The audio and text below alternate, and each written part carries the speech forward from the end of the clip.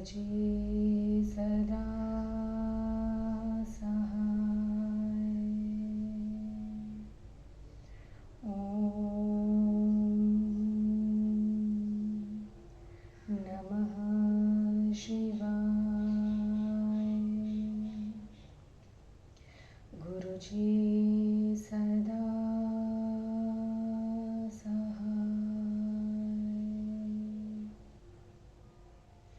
जय गुरुजी। अथ श्री वामन पुराणम 90 अध्याय।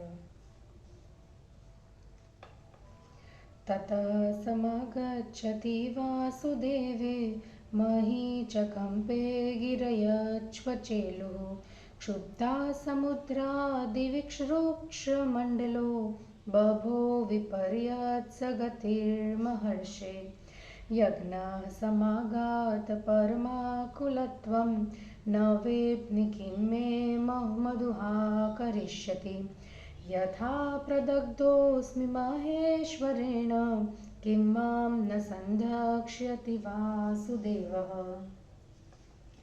रुक्साममन्त्राहुतिताभिवितानकीयानज्वलनास्तु भगान् भक्त्या द्विजेन्द्रैरपि सम्प्रपादितान् नैव प्रतिच्छन्ति विभोर्भयेन तान् द्वष्टा घोररूपांस्तु उत्पातान् दानवेश्वरः पप्रच्छोषण संशुक्रं प्रणिपत्य कृताञ्जलिः किमर्थमाचार्य महीसशैला रम्भेव वाताभिहता चचाल किमासुरीयान् सुहूतानपिह भागान् न गृह्यन्ति हुताशनाश्च क्षुब्धाः किमर्थमकरालयाश्च भो रुक्षा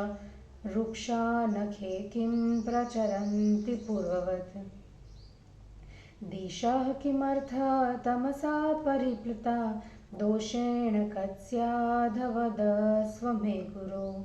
पुलत्स्य उवाच शुक्रस्तद्वाक्यमाकर्य विरोचनसुतेरितम् अथ ज्ञात्वा कारणं च बलिं वचनमब्रवीत्।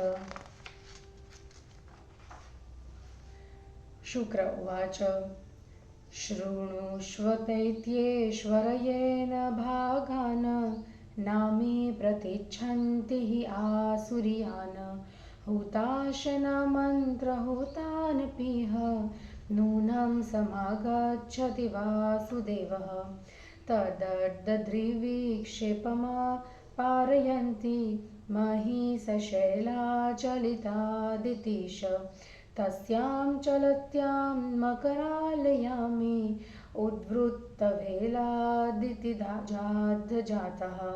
पुलत्स्य उवाच शुक्रस्य वचनं श्रुत्वा बलिर्भार्गवमब्रवीत् धर्मसत्यं च पथ्यं च सर्वोत्साहसमीरितिम्।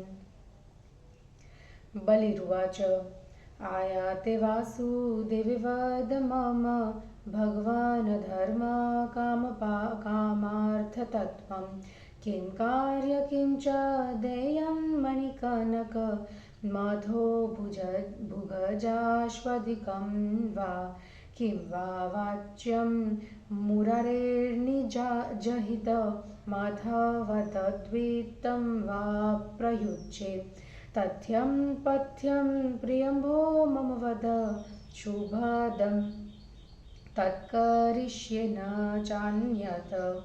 पुलत्स्य उवाच तद्वाक्यं भार्गवः श्रुत्वा दैत्यनाथेरितं वरं विचिन्त्य नारद प्राह भूतभव्यविधीश्वरः त्वया कृता यज्ञभुजो सुरेन्द्र बहिष्कृता ये श्रुतिद्रष्टमार्गे श्रुतिप्रमाणं मखभोजिनो बहिः सुरा सदर्थ परिरभ्युपेति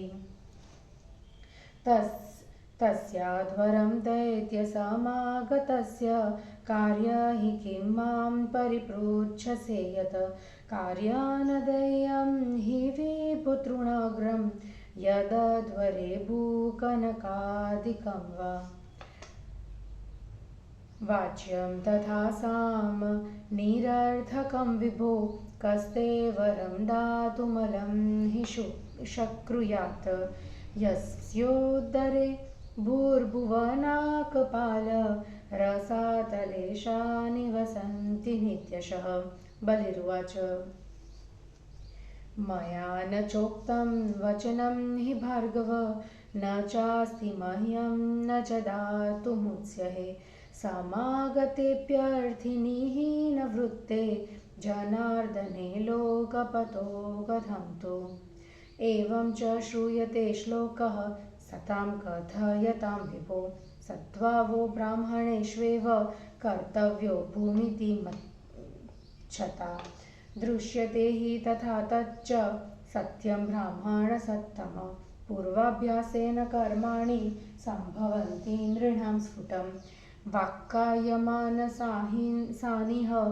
योऽन्यन्तरगतान्यपि किं वा त्वया द्विजश्रेष्ठ पौराणि न श्रुता कथा या वृत्ता मलये पूर्वकोशकारसुतस्य तु शुक्र उवाच कथयस्व महाबाहो कोशकारसुताश्रयां कथां पौराणिकीं पुण्यं महाकौतूहलं भीमे बलिरुवाच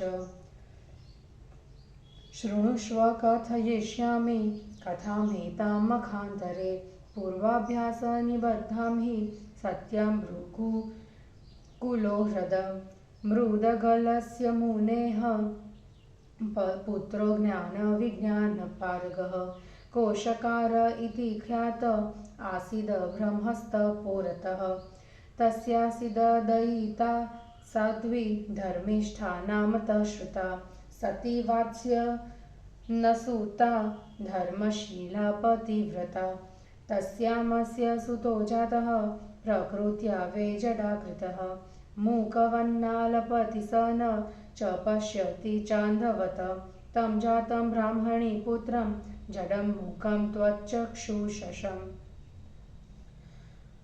मन्यमाना गृहद्वारि षष्ठे हनि समुत्सृजत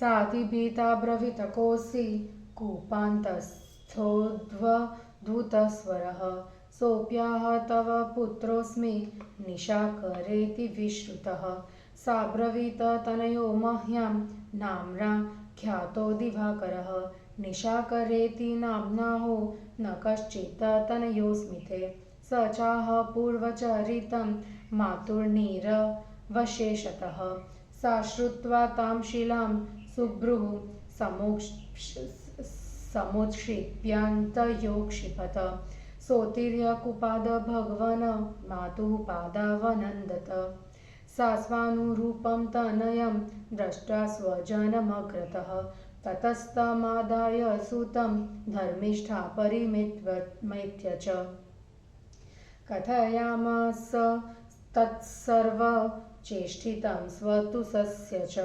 ततोऽन्वपृच्छद विप्रोऽसोऽस् किमिदं तातकारणं नोक्तवान् यद् भवान् पूर्वमहत्कौतूहलं मम तच्छ्रुत्वा वचनं धीमान् कोशकारं द्विजोत्तमं प्राह पुत्रोद्भुतं वाक्यं मातरं पितरं तथा निशाकर उवाच श्रूयतां कारणं तात येन मूकत्वमाश्रितं मया जडत्वमनध तथान्धत्वं स्वचक्षुषः पूर्वमासमहं विप्र कुले वृन्दारकस्य तु वृषाकपेश्च तनयो मालागर्भसमुद्भुवः ततः पिता पाठयन् मां शास्त्रं धर्मार्थकामदं मोक्षशास्त्रं परं तात सेतिहास श्रुतिं तथा सोऽहं तात महाज्ञानी परावर विशारदः जातो मदान्धस्तेनाहं दुष्कर्माभिरतो भवं मदात समभवल्लो भस्तेन नष्टा प्रगतलभता विवेको नाशमगमत मूर्खभावमुपागतः मूढभावतया चाथ जातः पापरतोऽस्म्यहम् परदारपरार्थेषु मतिर्मे च सदा भवत परदाराभिमर्शित्वात् परार्थहरणादपि मृतोऽस्म्युदबन्धनेनाहं नरकं रौरवं गतः तस्माद्वर्षसहस्रान्ते भुक्तिशिष्टे सदा गति अरण्ये मृगः पापः सञ्जातोऽहं मृगाधिपः व्याघ्रत्वे संस्थितस्तात् बद्धः पञ्जरगः कृतः नराधिपेन विभुना नीतश्च नगरं निजम् बद्धस्य पिञ्जरस्थस्य व्याघ्रत्वेधिष्ठितस्त्यहं धर्मार्थकामशास्त्राणि प्रत्यभासन्त सर्वशः ततो नृपतिशार्दूलो गदापाणिः कदाचन एकवस्त्रपरिधानो नगरार्णिर्ययो बहिः तस्य भार्या जिता नाम रूपेणा प्रतिमा भुवि सा निर्गते तु रमणे ममान्तिकमुपागता तां दृष्ट्वा ववृधे मह्यं पूर्वाभ्यासान्मनोभवः यथैव धर्मशास्त्राणि तथाहमवदं तताम् राजपुत्री सुकल्याणी नवयौवनशालिनी चित्तं हरसि मे भीरु कोकिलाध्वनिना यथा सा मद्वचनमाकर्ण्य प्रोवाच तनुमध्यमा कथमेवावयोर्व्यर्ध रतियोगमुपेष्यति ततोऽहमब्रुवं तात राजपुत्रीं सुमध्यमास् द्वारमुद्घाटयस्वाद्ध निर्गमिष्यामि सत्वरं साप्यब्रवीद दिव्या वाध्रलोकथं परिष्यति रात्रावुद्धटयिष्यामि ततो रंस्यावस्वेच्छया तामेवाहमवोचं द्वे कालक्षेपे हमक्षमः तस्मादुद्घाटय मां बन्धाच्च विमोचय ततः सा पीरवश्रोणि द्वारमुट्टाटयन्मुने उद्घाटिते ततोरुद्वारे निर्गतोऽहं बहिः क्षणात् पाशानि निगदादिनी छिन्नानि हि बलान्मया सा गृहीता च नृपतेर्भार्या रमितुमिच्छता ततो दृष्टोऽस्मि नृपतेर्भृत्यैरतुलविक्रमे शस्त्रहस्ते सर्वतश्च तैरहं परिवेष्टितः महापाशे शृखलाभिः समाहत्य च मुदगरे बध्यमानो ब्रुवमहं मामाहिंसध्वमाकुलाः ते मद्वचनमाकर्ह्य मत्वेव रजनीचरं दृढं वृक्षे समुद्बध्य घातयन्त तपोधन भूयो गतश्च नरकं परदार निषेवणात् मुक्तो वर्षसहस्रान्ते जातोऽहं श्वेतगर्दभः ब्राह्मणस्याग्निवेश्यस्य गेहे बहुकलत्रिणः तत्रापि सर्वविज्ञानं प्रत्यभासत ततो मम उपवाह्यः कृतश्चास्मि द्विजयोषिद्विरातदरात् एकदा नवराश्रिया भार्या तस्याग्रजन्मनः विमतीर्णा मतः ख्याता गन्तुमेच्छद गृहं पितुः तामुवाच पतिर्गच्छ आरुह्य श्वेतगर्दभम् मासेनागमनं कार्य न स्थेयं परतस्ततः इत्येवमुक्ता सा भर्त्रा तन्वी मामधिरुह्य च बन्धनादवमुच्याथ जगाम त्वरिता मुने ततोर्धपथि सा तन्वी मत्पृष्ठादवरुह्य वे अवतीर्णा नदीं स्नातुं स्वरूपाचार्द्रवाससा साङ्गोपाङ्गं रूपवन्तीं दृष्ट्वा तामहमाद्रवं मया चाभिधृता तूर्णपतिता पृथिवीतले तस्यामुपरि भूतात् पतितोऽह्यं वृषातुरः दृष्टो भर्त्रानुसृष्टेन नृणा तदनुसारिणा प्रोक्षिप्य यष्टिं मां ब्रह्मन् समाधावत त्वरान्वितः तद्वयात् तां परित्यज्य प्रद्रुतो दक्षिणामुखः ततो भिद्रवतस्तूर्ण खलीनरसनामुने ममासक्तावंशगुल्मे दुर्मोक्षे प्राणनाशने तत्रासक्तस्य षड्रात्रान् ममाभुज्जीवितक्षयः गतोऽस्मि नरकं भूयत्स समान्मुक्तो भवं शुकः महारण्ये तथा बद्धः शबरेण दुरात्मना पञ्जरे क्षिप्य विक्रीतो वणिक्पुत्राय शालिने तेनाप्यन्तरः पुरवरे युवतीनां समीपतः शब्दशास्त्रविदित्येवं दोषद्वश्वेत्यवस्थितः तत्रासक्तस्तरुणस्त्या ओदनाम्बुफलादिभिः भक्ष्येच्च दाडिमफलेः पुष्णन्त्यः पितः कदाचित् पद्मपत्राक्षी श्यामा पीनपयोधरा सुश्रोणी तनुमध्या च वणिक्पुत्र प्रिया शुभा नाम्ना चन्द्रावली नाम समुद्याष्टाथ पञ्जरं मां जग्राह सुचार्वङ्गी कराभ्यां चारुहासिनी चकारोपरिणि पीनाभ्यां स्तनाभ्यां साहि मां ततोऽहं कृतवान् भावं तस्यां विलसितुं प्लवन ततोऽनुप्लवतस्तत्र हारे मर्कटबन्धनं बह्योऽहं पापसंयुक्तो मृतश्च तदनन्तरं भूयोति नरकं घोरं प्रपन्नोऽस्मि सुदुर्मतिः तस्माच्चाहं वृषत्वं वे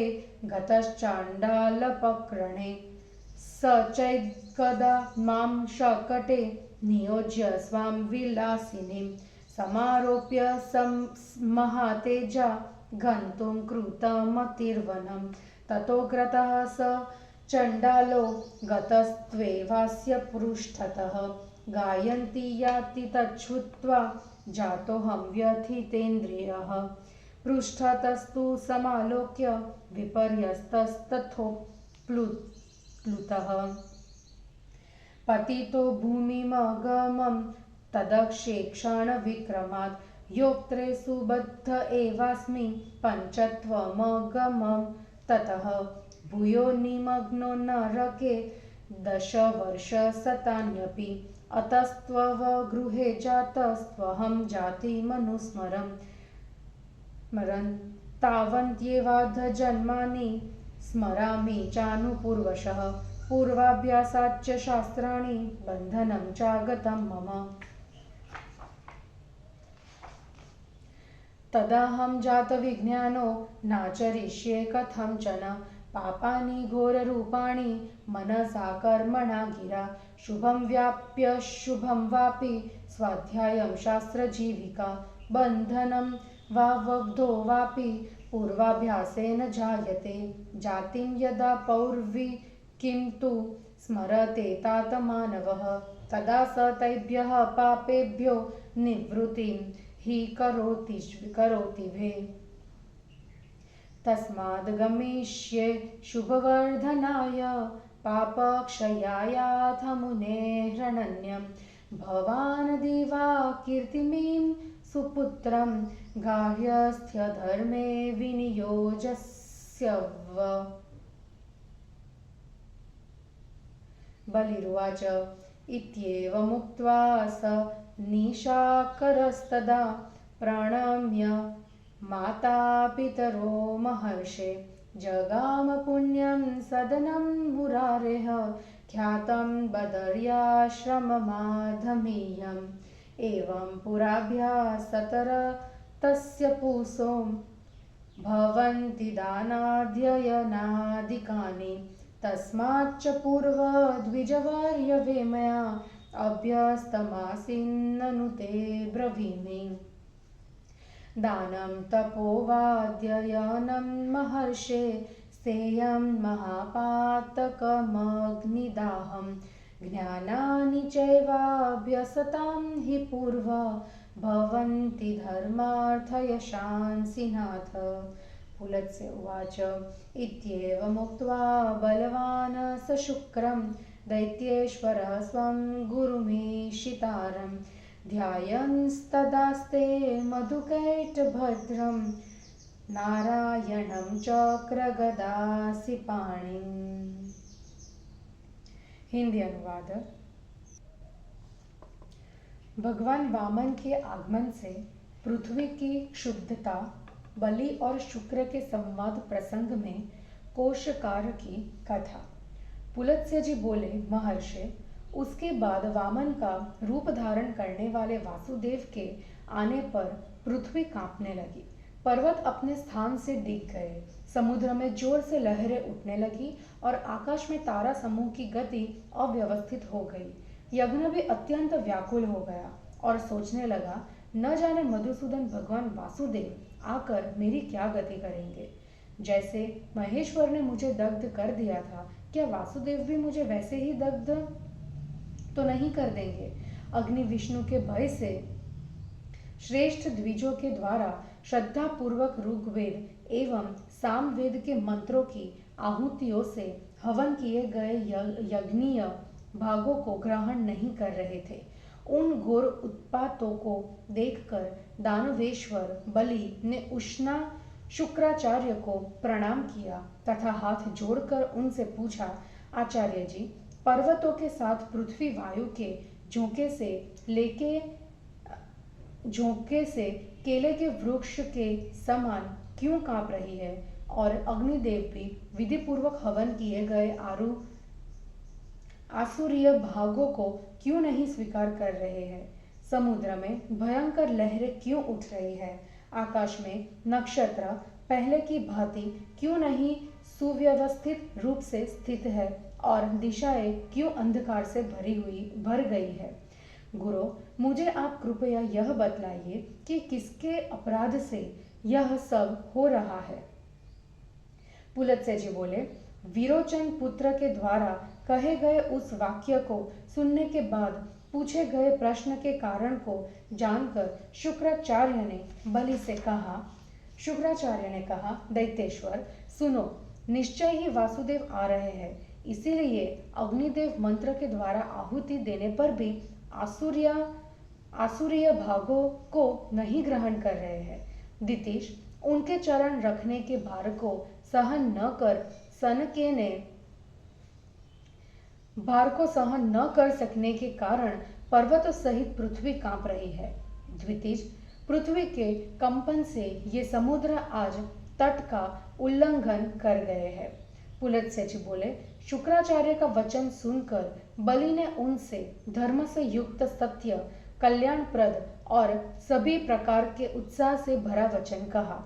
बलि ने कहा, भगवान, वासुदेव के आने पर मेरे करने योग्य धर्म, काम एवं अर्थ के तत्व को बतलाइए। मैं उन्हें मणि, स्वर्ण, पृथ्वी, हाथी अथवा अश्व में से क्या दान करूं। मैं मुरारी से क्या कहूं, अपना अथवा उनका क्या कल्याण सिद्ध करूं। आप मुझे कल्याणकारी, मंगलमय तथा प्रिय तथ्य बतलाइए, मैं वही करूंगा, अन्य कुछ नहीं करूंगा। पुलत्स्य जी बोले, नारद जी, दैत्यपति द्वारा कहे गए उस उत्तम वचन को सुनने के पश्चात भूत एवं भविष्य के जानने वाले भार्गव ने विचार कर कहा, तुमने श्रुति द्वारा प्रतिपादित मार्ग में अनधिकृत असुरेंद्र दैत्यों को यज्ञ भाग का भोक्ता बनाया है एवं वेद प्रमाण के अनुसार यज्ञ भोक्ता देवों को अधिकार रहित कर दिया है। इसी कारण हरि आ रहे हैं। दैत्य, तुमने मुझसे जो प्रश्न किया कि यज्ञ में उनके आने पर क्या करना चाहिए, तो उसके विषय में मेरा यह कहना है कि यज्ञ में तिनके के नोक के बराबर भी पृथ्वी या सुवर्ण आदि कुछ भी उन्हें नहीं देना चाहिए। इस तरह का अर्थहीन और सामयुक्त वचन उनसे कहना चाहिए कि विभो, जिसके पेट में भूलोक, भूवरलोक एवं स्वर्गलोक के स्वामी तथा रसातल के शासक सदा निवास करते हैं, ऐसे आपको दान देने में कौन समर्थ हो सकता है?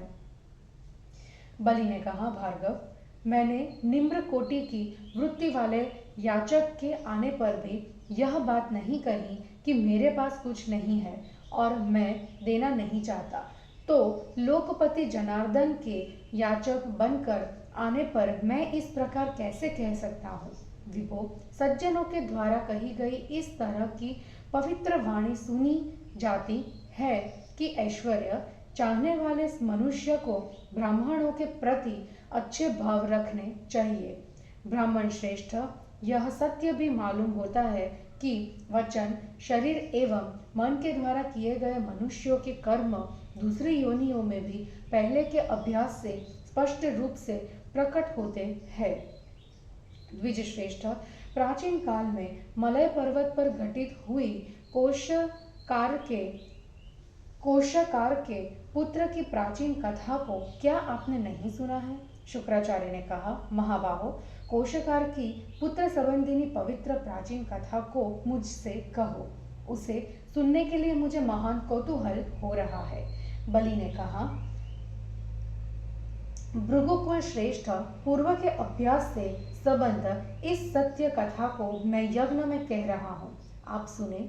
ब्राह्मण महर्षि मुदगल का कोशकार नाम से प्रसिद्ध एवं ज्ञान और विज्ञान से संपन्न एक तपस्वी पुत्र था।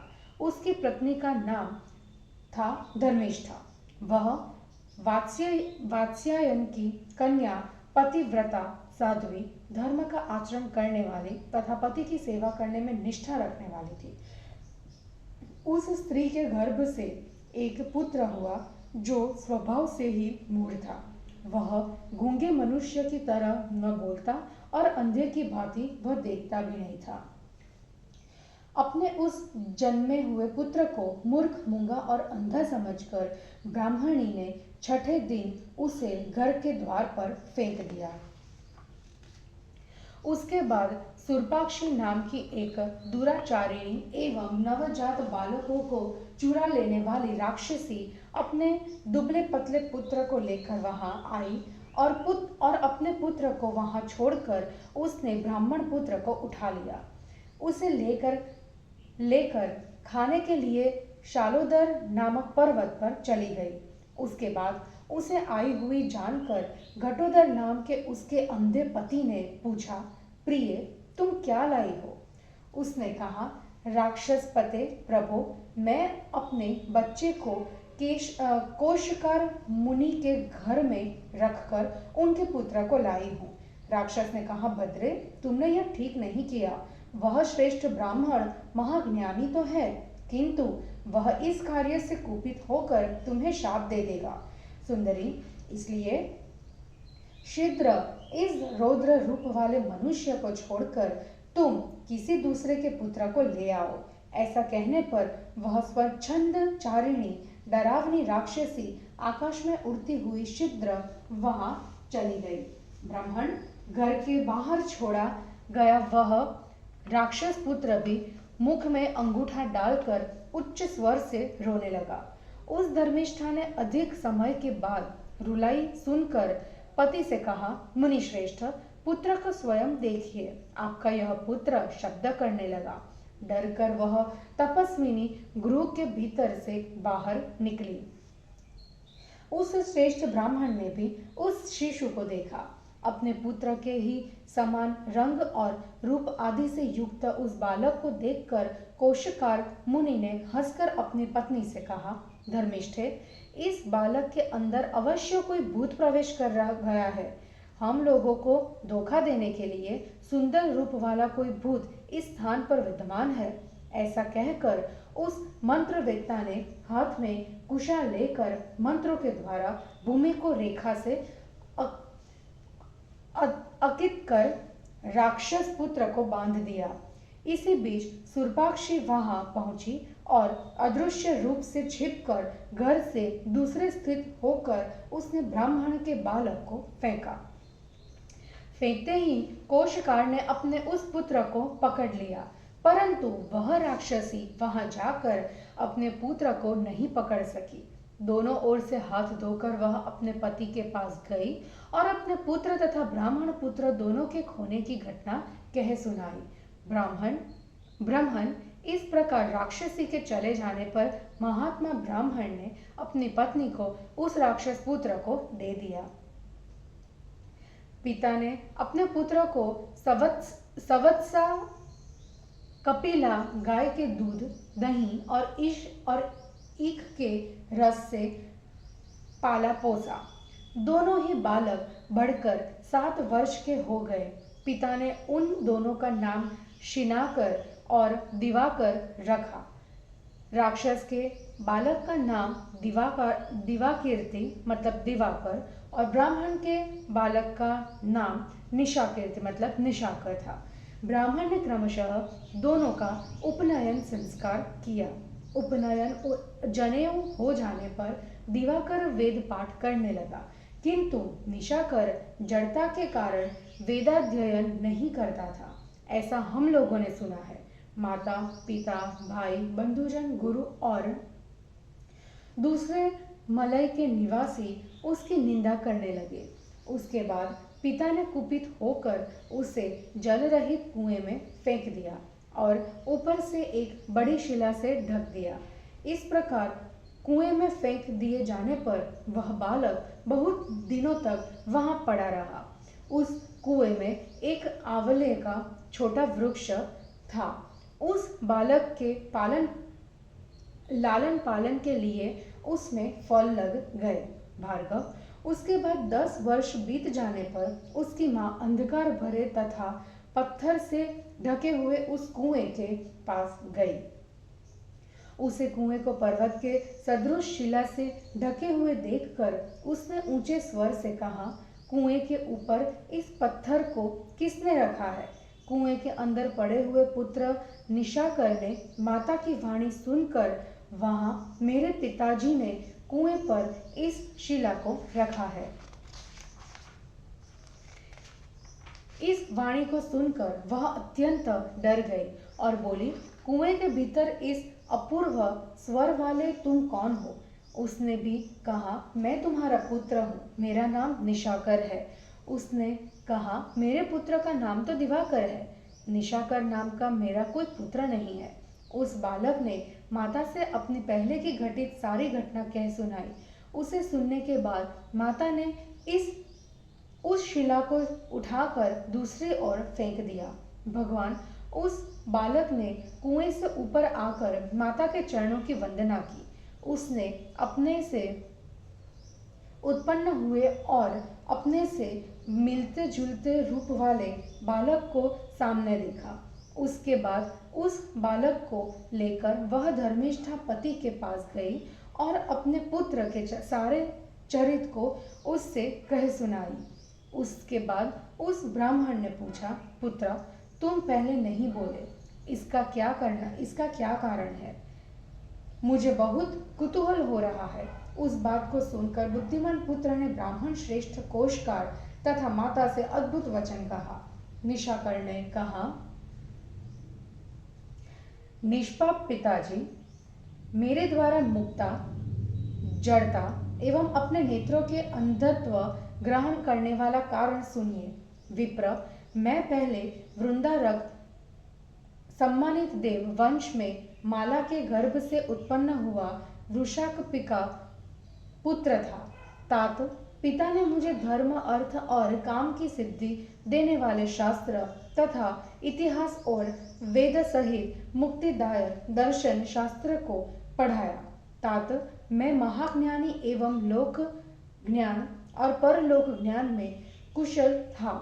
उससे मैं अहंकार से अंधा होकर बुरे कर्म में लग गया।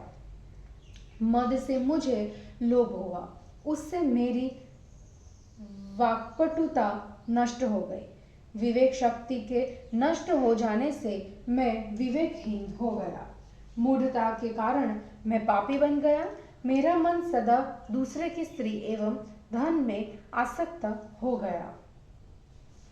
परस्त्री के साथ संसर्ग करने एवं दूसरों के धन का हरण करने के कारण कर्म फल के बंधन से ग्रस्त होने पर मैं मरकर गौरव नरक में गया। 1000 वर्ष के बाद नरक भोग से बचे उस पाप के कारण मैं पशुओं की हत्या करने वाला पापी बाद होकर जंगल में उत्पन्न हुआ।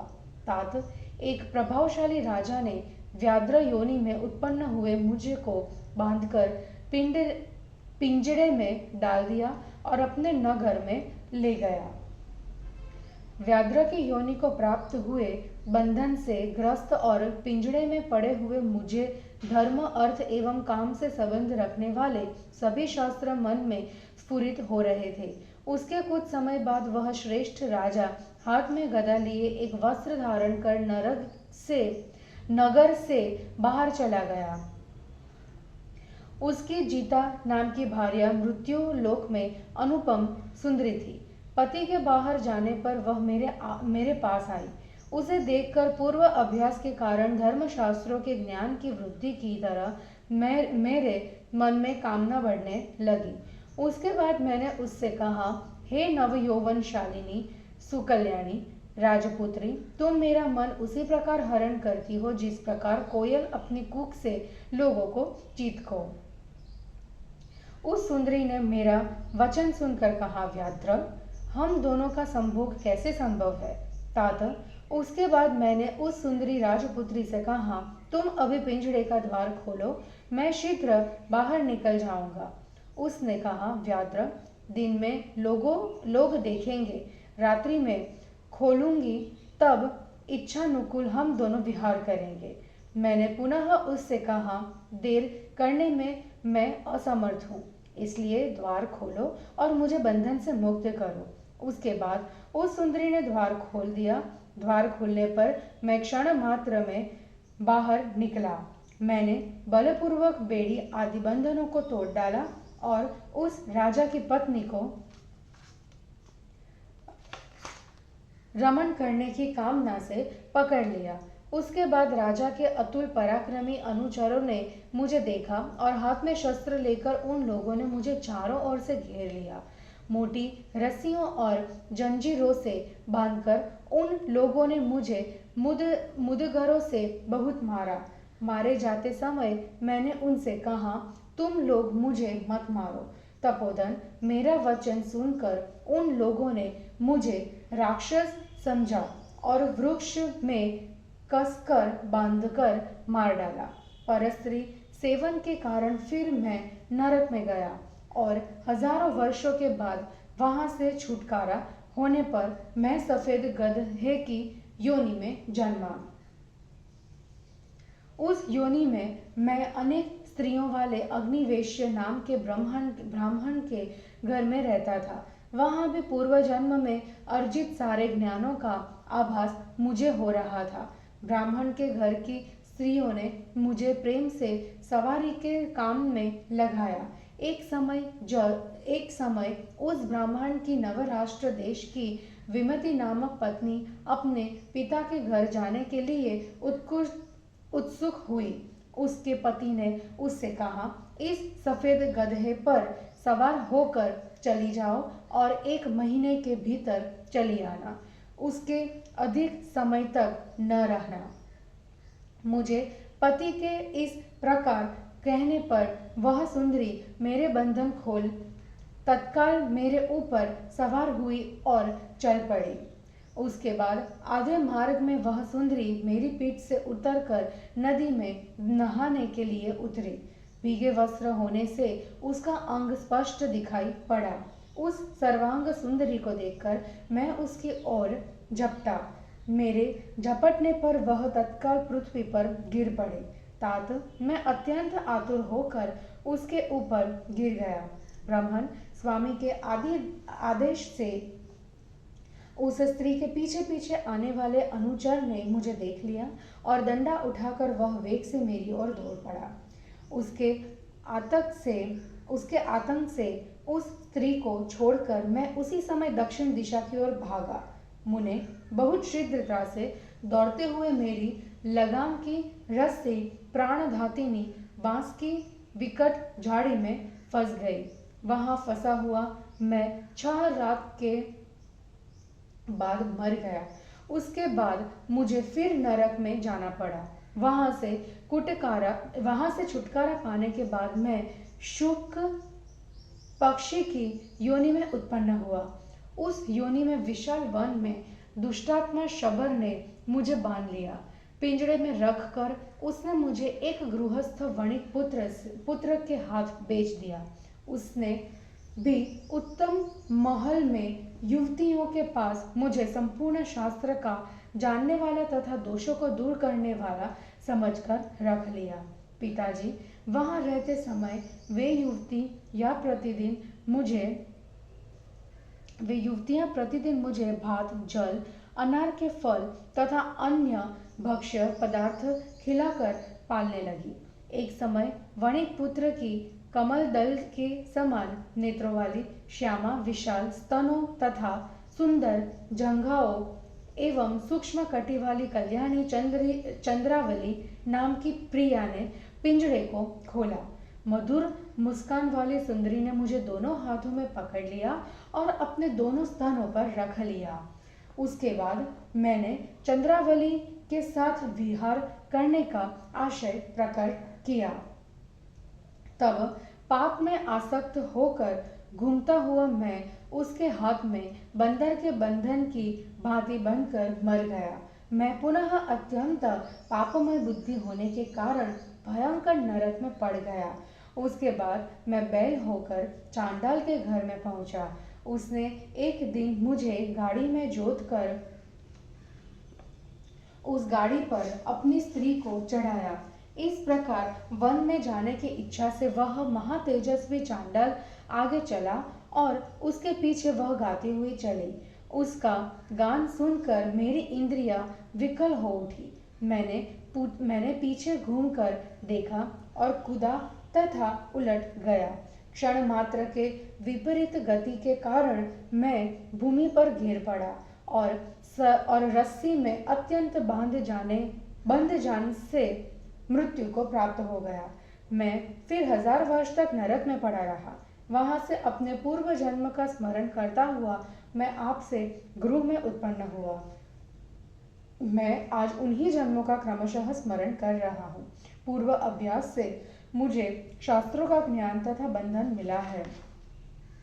अतः ज्ञानी होकर मैं मन, कर्म और वाणी से कभी घोर पाप कर्मों का आचरण नहीं करूंगा।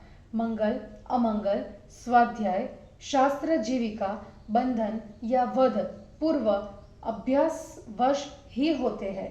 तात मनुष्य को जब अपने पूर्व जन्म का स्मरण होता है तब वह उन पापों से दूर रहता है। अतः मुने, शुभ की वृद्धि और पाप के क्षय के लिए मैं वन में जाऊंगा। आप इस सुपुत्र दिवाकीर्ति को गृहस्थ धर्म में लगाइए। बलि ने कहा, महर्षि, इस प्रकार कहने के बाद माता पिता को प्रणाम कर वह निशाकर भगवान नारायण के श्रेष्ठ सुप्रसिद्ध पवित्र निवास बदरिकाश्रम में चला गया। इसी प्रकार पूर्व के अभ्यासवश मनुष्य के दान एवं अध्ययन आदि कार्य होते हैं। द्विजवर्य, इसी से निश्चय ही मैं आपसे अपने पूर्व अभ्यास के तथ्य को कह रहा हूँ। महर्षि, नाश, दान, तप, अध्ययन, चोरी, महापातक, अग्निदाह, ज्ञान, धर्म, अर्थ एवं यश आदि सभी पूर्व जन्मों के अभ्यास से उत्पन्न होते हैं। पुलत्स्य जी बोले, दैत्येश्वर बलवान बलि अपने गुरु और नियमन करने वाले शुक्राचार्य से इस प्रकार कहकर मधुकैटभ के संहारकारी चक्र, गदा तथा खड्ग धारण करने वाले नारायण का ध्यान करने लगा। और इस प्रकार यहाँ श्री वामन पुराण में 90वां अध्याय समाप्त हुआ। जय गुरु जी।